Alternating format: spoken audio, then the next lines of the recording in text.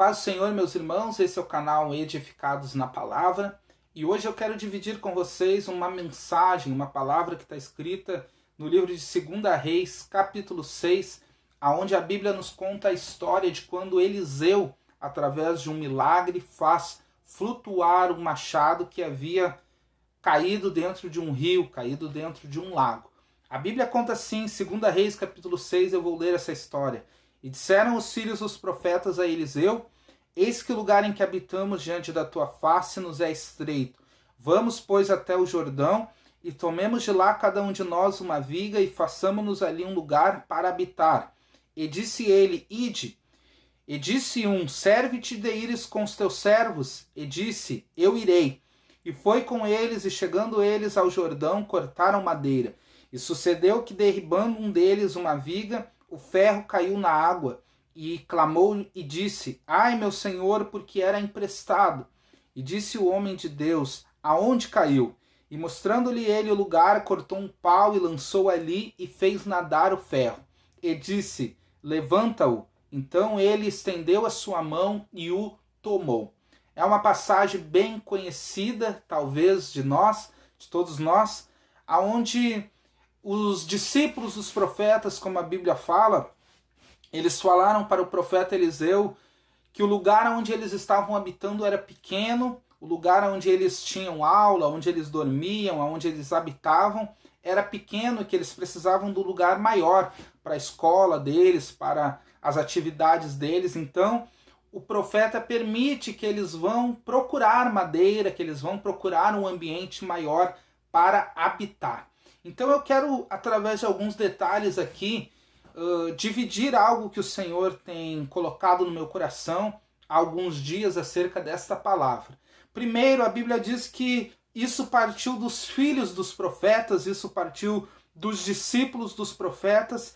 Eles viram que o lugar onde eles habitavam era um lugar pequeno, que eles precisavam de um lugar maior. E a primeira coisa que eu quero falar aqui é visão. A visão, né, o discernimento, o entendimento de que nós precisamos de algo maior. Eu quero crer que o fato deles estarem perto do profeta, o fato deles habitarem perto de um homem de Deus, fez com que eles, aleluia, tivessem desejos, fez com que eles tivessem visão. O desejo deles era crescer. E é normal em nossos dias que nós, por causa da palavra, por causa da intimidade que nós temos com Deus, por causa do crescimento espiritual que o viver com Deus nos dá, nós venhamos ter o desejo de crescer, de evoluir, de prosperar, de fazer coisas maiores. E foi isso que esses discípulos tiveram, lembrando que tudo começa com uma visão. Aqui a visão que eles tiveram foi: o lugar que nós habitamos é pequeno, é estreito. Vamos, pois, até o Jordão, tomemos de lá madeira e construímos ali um lugar maior para nós habitarmos. Tudo começa com uma visão. Todo crescimento começa com uma visão, com um projeto. Quando Deus lá atrás chamou Abraão, começou com uma visão. Deus chamou Abraão e disse: Abraão, sai da tua terra, sai da tua parentela, da casa dos teus pais, vai para o lugar onde eu vou te mostrar, eu farei de ti uma grande nação. Qual era a visão de Deus para a vida de Abraão? É que ele seria uma grande nação. Qual era a visão? É que a geração dele, que as futuras gerações dele seria como a areia do mar, seria como as estrelas dos céus. Isso era uma visão. E essa visão, esse entendimento que aquilo era de Deus, fez com que Abraão saísse do lugar onde ele estava e buscasse coisas maiores. Uma visão também Deus deu a Moisés lá no monte. Deus mostrou a ele uma sarça que ardia e não se consumia.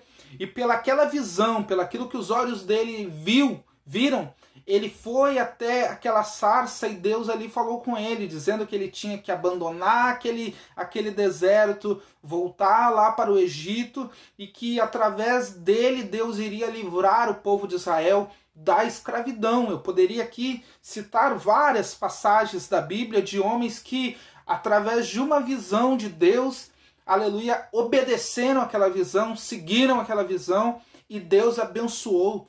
Também eu poderia citar homens que, por causa de uma visão errada, eles, aleluia, se frustraram muito. Por causa de uma visão errada, eles condenaram a sua história, como Sansão. Sansão era um homem que tinha tudo para dar certo.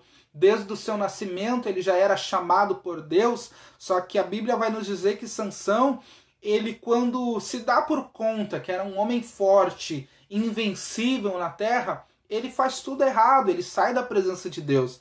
Também a Bíblia conta a história lá ainda no Pentateuco sobre Corá, Datã e Abirão, que eram homens que eram líderes dentro do povo hebreu, eram líderes dentro de suas tribos, mas o orgulho, né, a sua vaidade, tantas outras coisas fizeram com que eles se rebelassem contra Moisés, contra Arão, né, com que eles se rebelassem, né, e perdessem aquilo que Deus tinha para eles. Né? A promessa de Deus não se cumpriu na vida deles. Então, tudo começa por uma visão.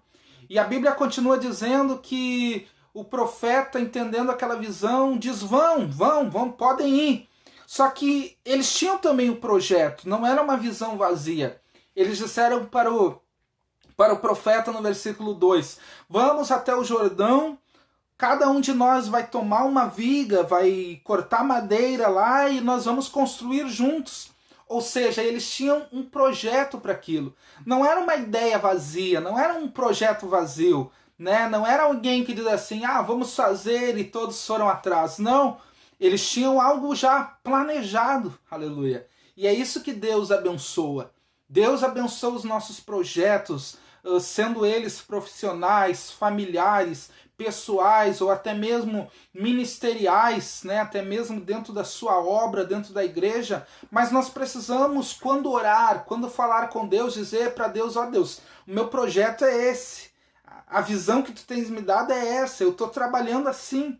Senta, né? O próprio Deus diz: qual é o homem que quando vai construir um edifício, né, não vai sentar primeiro, vai ver se tem condições de acabar antes de começar a construir, né? Por quê? Porque Deus, ele abençoa, Deus, ele nos dá visão, mas ele também nos dá condições de projetarmos.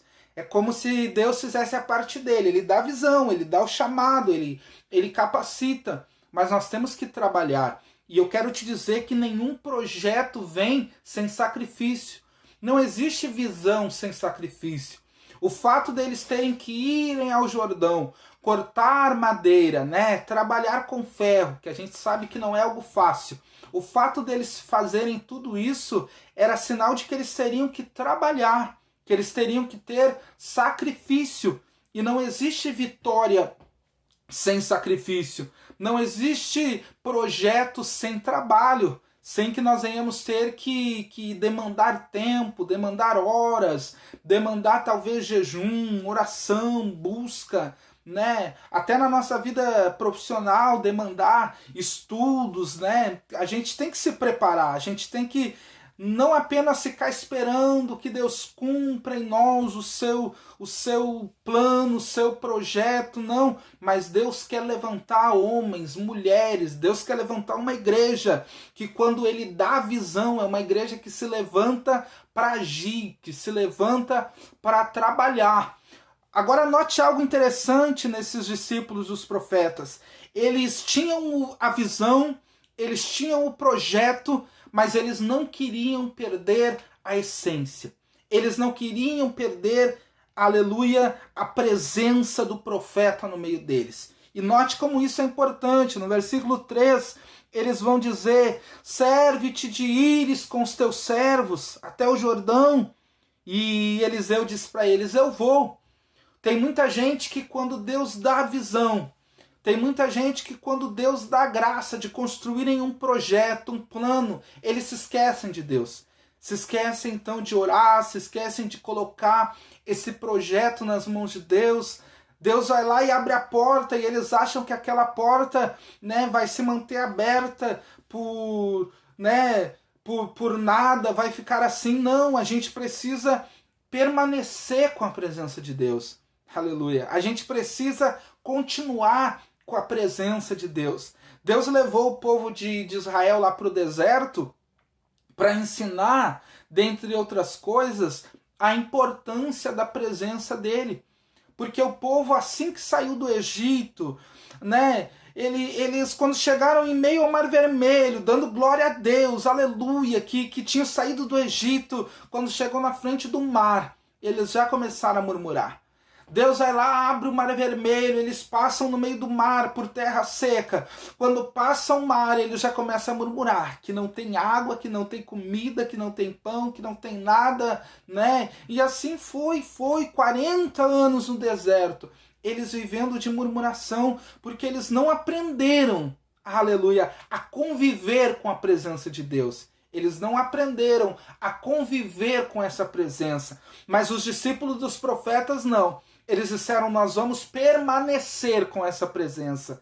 E nós vamos até o Jordão, nós vamos construir uma casa. Deus deu a visão, mas o profeta vai com a gente.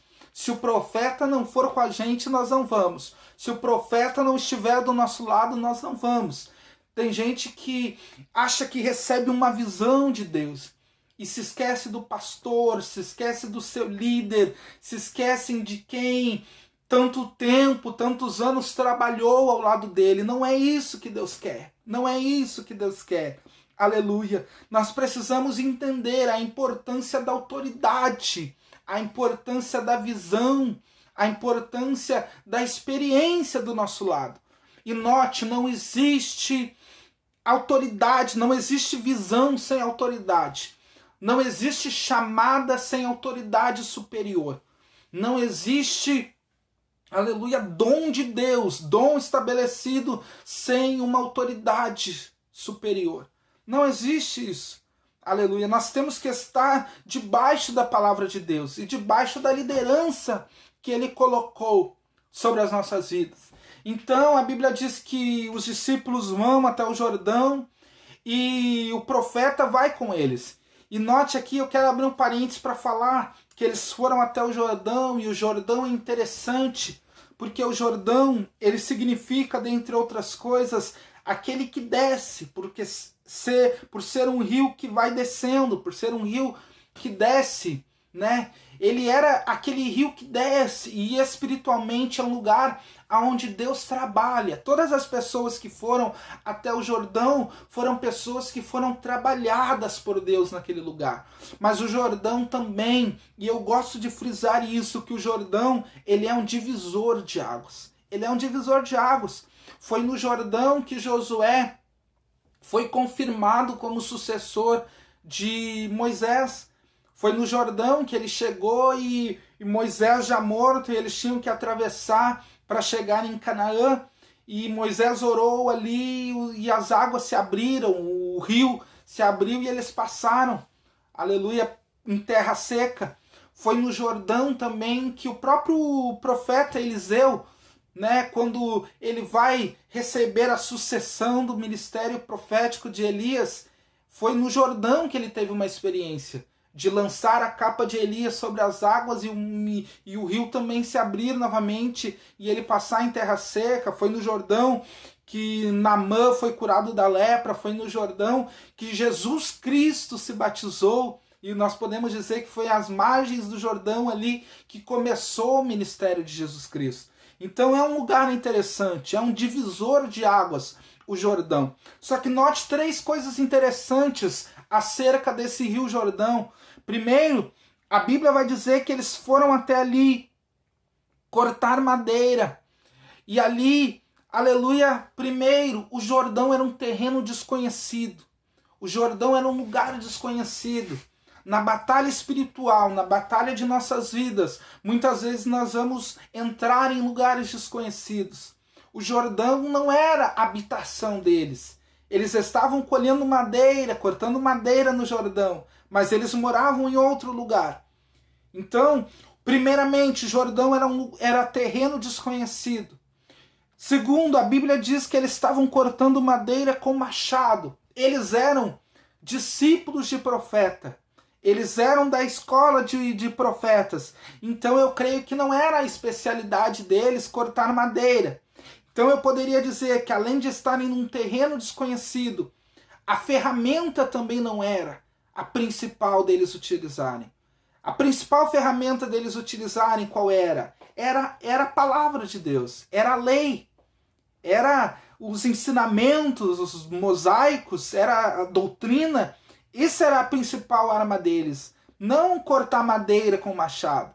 Então, além de estarem num lugar desconhecido, de estarem com uma ferramenta desconhecida, em terceiro lugar, a Bíblia diz que o machado caiu na água e o moço que deixou o machado cair gritou: "Ah, meu senhor", porque era emprestado. Terceiro, o machado, a ferramenta ainda não era dele.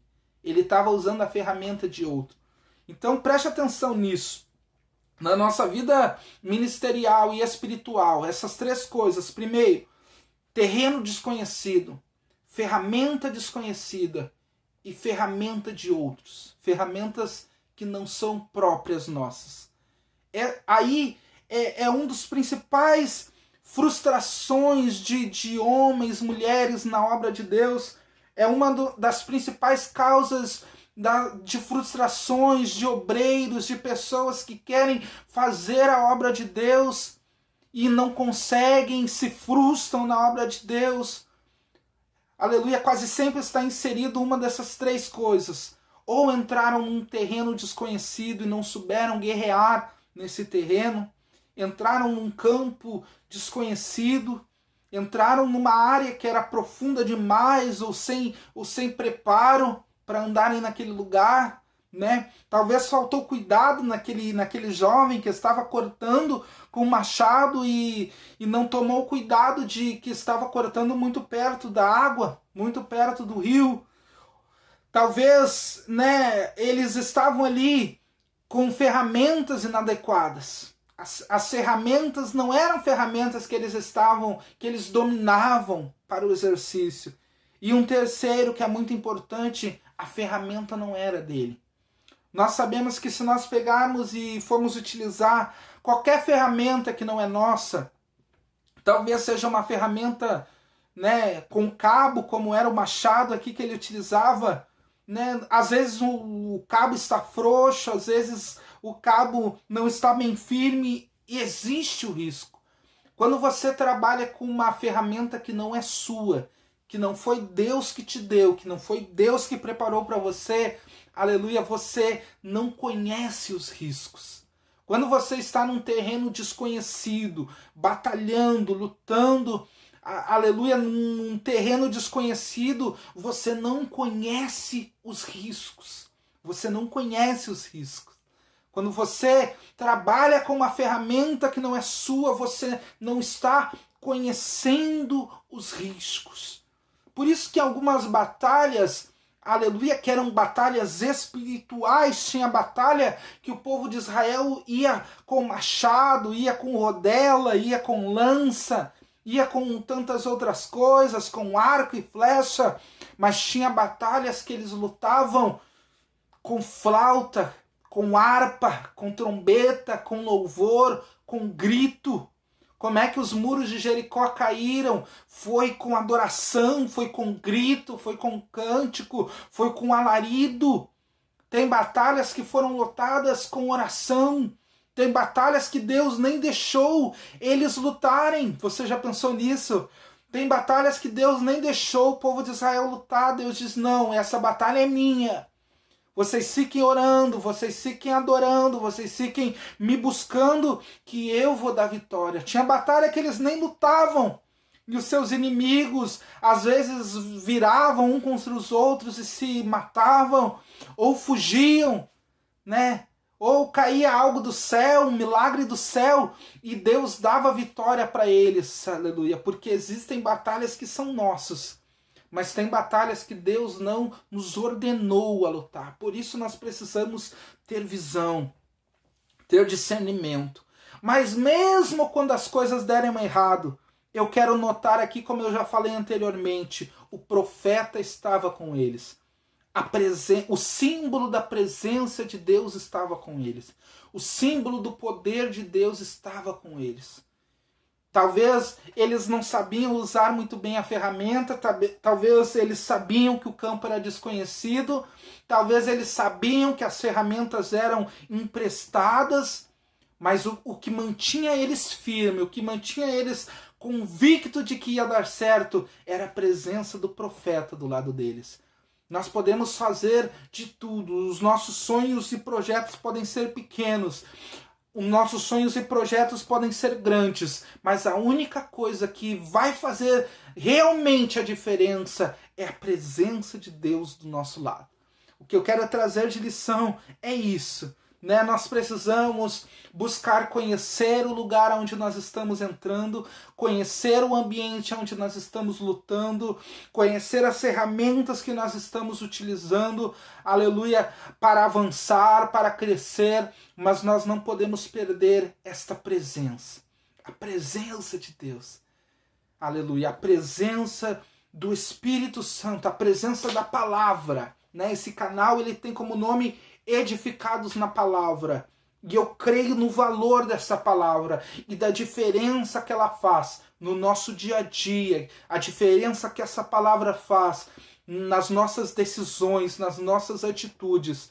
E se nós andarmos com a palavra de Deus, pode ser projetos grandes, pode ser uma visão que talvez para hoje, para o dia de hoje pareça impossível, mas se a presença de Deus estiver conosco, é uma grande chance das coisas darem certo. É uma grande chance de, mesmo em meio à frustração, mesmo em meio quando pareça que tudo vai dar errado, no momento de que parece que chegou a nossa derrota, mas se nós estivermos com a presença da palavra, com a presença de Deus conosco, nós vamos dar a volta por cima, nós vamos vencer, como aconteceu nessa passagem, que o profeta foi lá e utilizou da madeira.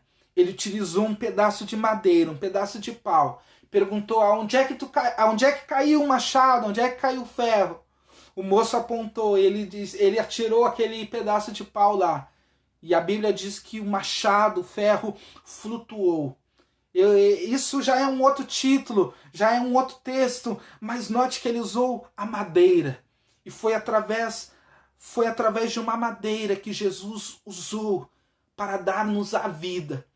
Foi uma madeira que Jesus utilizou para dar-nos também a salvação. Foi uma madeira, foi a cruz, foi na cruz do Calvário, uma cruz feita de madeira que Jesus utilizou para nos dar esperança, para nos dar fé, para acrescentar a nossa confiança nele, para mostrar que a solução não está em nós, a solução está nele. Que Deus te abençoe em nome de Jesus.